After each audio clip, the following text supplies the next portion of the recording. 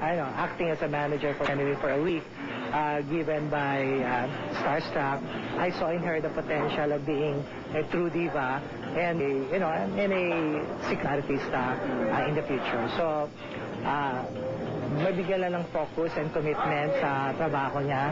I think she will go a long, long way. Pero may babala si Manny. Bawal ang mag-inarte, bawal ang attitude, dahil sa umpisa, lahat ng mga mata ng industriya nakatingin sa kanila. Concerned din si Manny sa 3 pang finalists ng Starstruck. Sa katunayan, may sarili siyang analysis sa 4 na yon, sa kung saang larangan sila mas tatangkilikin ng publiko. Rainier parang matinee type na talagang sisigawan, titilian, at nakikita ko sa kanya ang character ni William Martinez, Richard Gomez. Si Mark naman, bad boy So parang Robin Padilla or Mark Anthony Fernandez. Tapos si Yasmin artistahin parang drama-drama. So parang Claudine Barreto. Si Jeneline, parang Regine Velasquez. Nakikita ko, Jeneline will make it in singing and then eventually cross over to acting. Wala ring itulak kabigin si Douglas Quijano sa 14 na Starstruck finalists, although he singles out Rainier as having shown an amazing improvement. After watching the entire GMA7 has very promising 14 newcomers na hindi na nila kailangang hindi na sila mahirapang i-build up. Rainier, malakas ang hatak sa tao, malakas ang dating sa tao. May X-Factor. He may not be so well-versed now, pero eventually natutunan yun. Sa talent. Ang laki ng improvement ni Rainier, lalo na sa sayaw. Pero hindi raw ibig sabihin nun ay hindi na niya potensyal ang 3 pa nitong mga kasamahan. Mark is a very good dancer.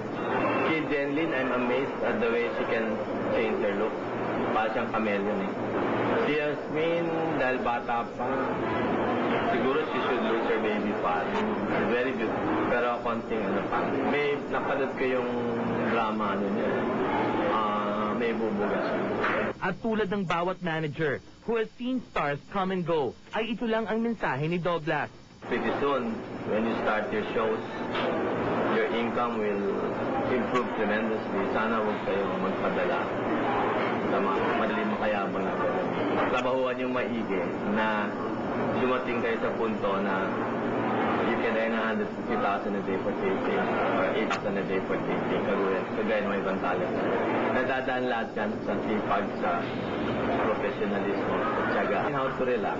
And the most important thing is take a day off and relax and be yourself. Ano naman kaya ang masasabi ni Manay Lolit tungkol kay Mark Herat?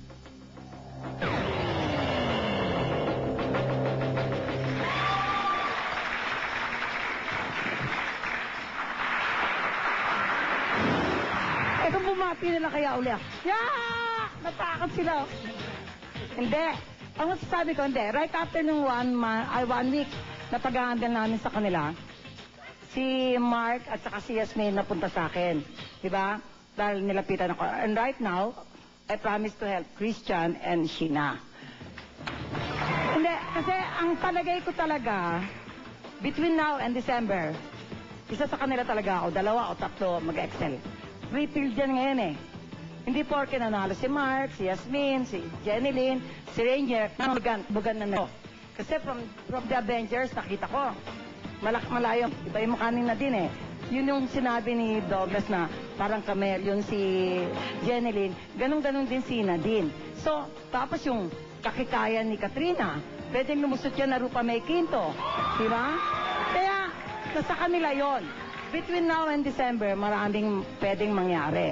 Between now and December, malalaman mo kung maldita at maldito. Pwedeng hindi sa dapat nila or hindi maalagaan, sosobrahan ng trabaho hanggang tao. Kaya napaka-importante sa period na yon. Di ba? Kaya lang masasabi ko, hindi naman sa pagyayabang. Alam ko na talagang malayo ang mararating ni Mark at saka ni Yasmin.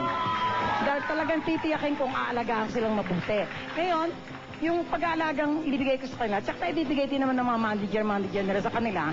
Kaya nga lang, may pagka-competitive ako Di ba? Pagka yung talagang alam ko na medyo malalayo yung alaga ko.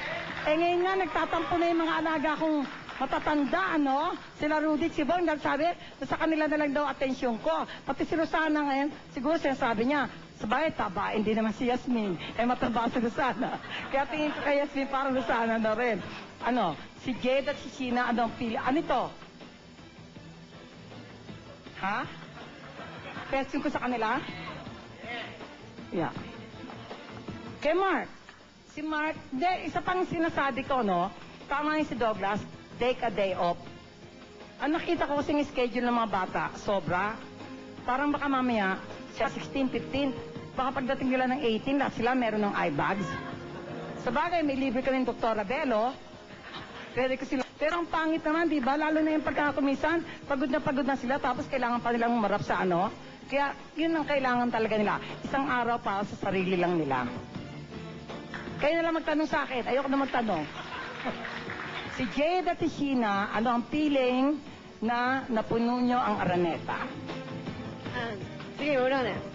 Hindi, para sa akin sobrang saya, di ba? Tapos, kasi hindi namin nakakalaing lahat na mapupuno namin yung Araneta. Parang sumali lang kami sa competition, tapos ngayon biglang sikat na kami, di ba? Oo nga. At saka, di ba po, laki-laki ng Araneta. Parang kami, ngayon lang po kami sinawak, tapos napuno namin. Dami pong hindi Eh, ba't nakapasok. kayo iyak ng iyak? Eh, syempre po, mamimiss Gusto nyo kayo namin yung mga tapos staff. sa pwesto ni ano?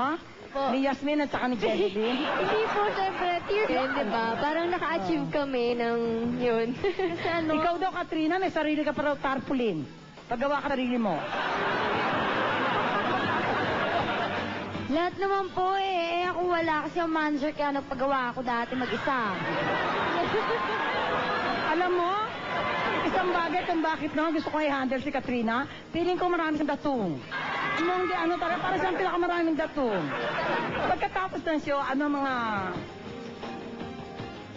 Si Anton, di mapigil ang pag-iyak. Bakit? Gusto niya maging dramatic actor.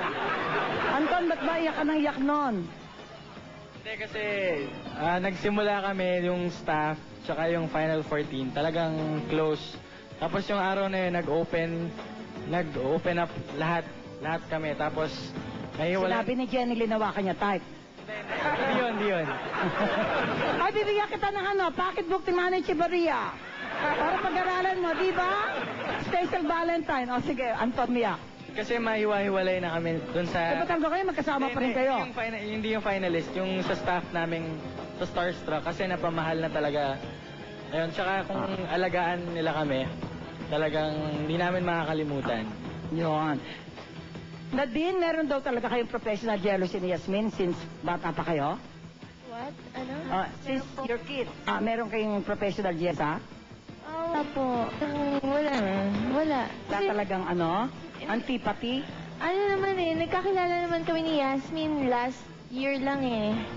Pero bakit sabi nila mula pa bata kayo, lagi kayo nag-audition sa mga commercial, sa Out Together? last year lang nag-start yun. Nagkaroon ng professional jealousy. Hindi naman ganun. Siguro, nagkakatampuhan lang sa mga bagay na ganun. Pero hindi kayo naging close dahil sa Starstruck?